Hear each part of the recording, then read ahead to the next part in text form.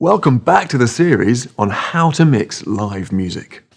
Today we're looking at compressors, how and when to use them. The effect of a compressor might be subtle, but it's a very important and useful processor in pop and rock music.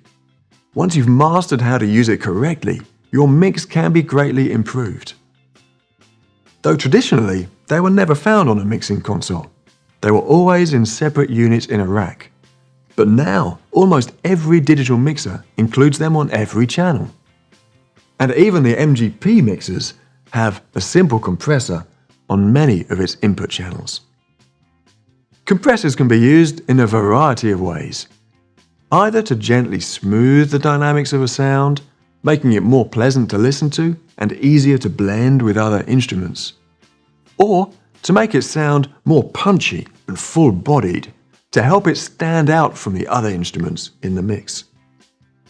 The first smoothing technique is often used for vocals and lead melody instruments, while the later punchy technique is used for rhythm instruments such as drums and bass guitars.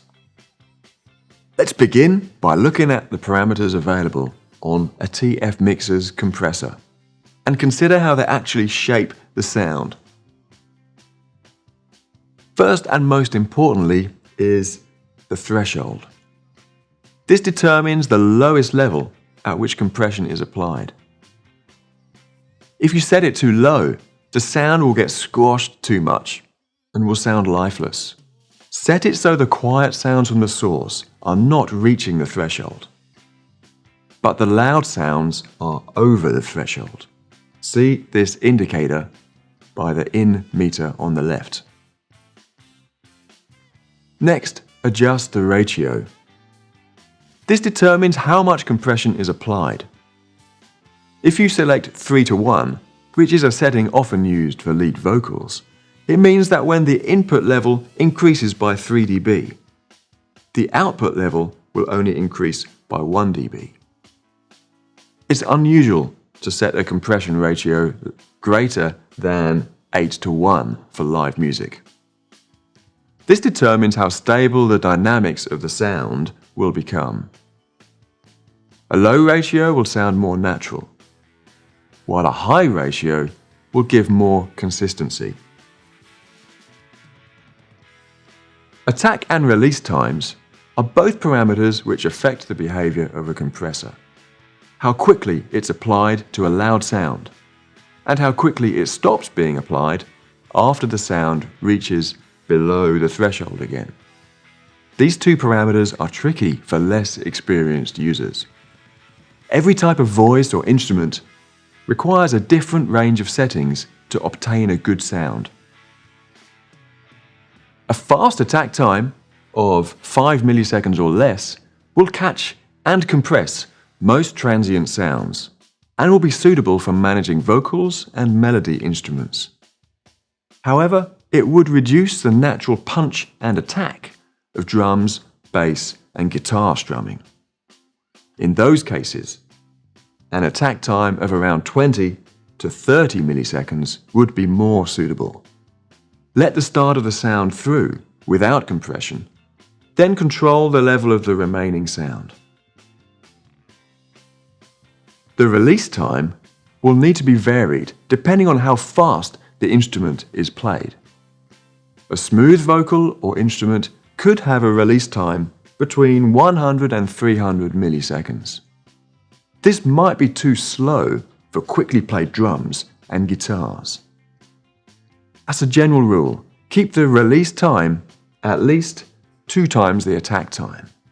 So for drums and bass, somewhere between 40 and 80 milliseconds should work well. Outgain is a useful parameter if a lot of compression is applied, causing the overall level of the channel to reduce. Boost the outgain to bring the level back up. For smooth vocals and melody instruments, I would not expect to need more than 5 or 6 dB added here. More could be applied for extreme drum and guitar sounds. Basically, use outgain to match the compressor's out level to the in level. Finally, the knee selection chooses whether compression is applied instantly when the threshold level is reached, or if it's applied more gradually. Use soft for a more natural sound, hard for a more industrial effect. Listen to the 3 files and look at the waveforms. The blue one is a bass guitar without compression.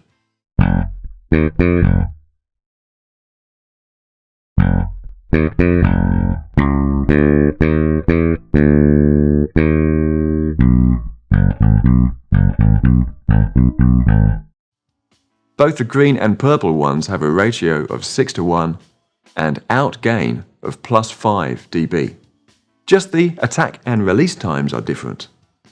The green file uses an attack time of 25 milliseconds and a release of 90 milliseconds.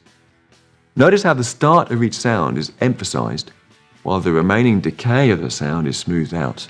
It sounds more rhythmic and exciting.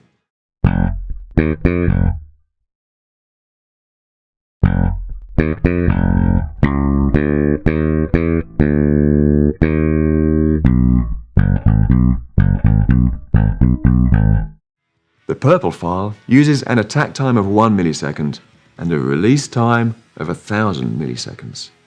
Its waveform is much smoother, but at the expense of character. It has become dull.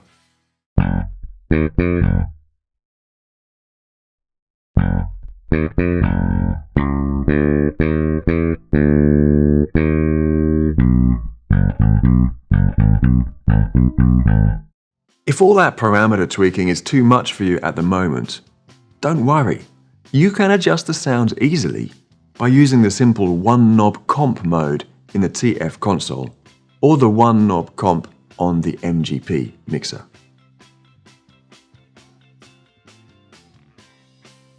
The first 50% of adjustment keeps the compression fairly subtle, suitable for applying to vocals and lead instruments. After that, it becomes more severe and can be used to add weight to more rhythmic input sources like kick and snare drums, bass and rhythm guitars. It can be used to provide a more consistent and powerful sound. Or for instruments like guitars, it can help to emphasize the finger picking while holding back the louder strumming. But once it's been applied, keep an eye on the stereo master level. The outgain increase of the compressors means the input channel fader levels might need reducing a little. When mixing live, be careful not to add too much compression. Just because it's available on every channel doesn't mean it should be used. Use it to make sounds either more exciting or more comfortable, but preserve the live, dynamic, energetic feel of the real musicians and their instruments. Next time, we're going to be applying noise gates to a few input channels. These can help to clean up the sound. After that, we'll take a look at output compression. Join me again then.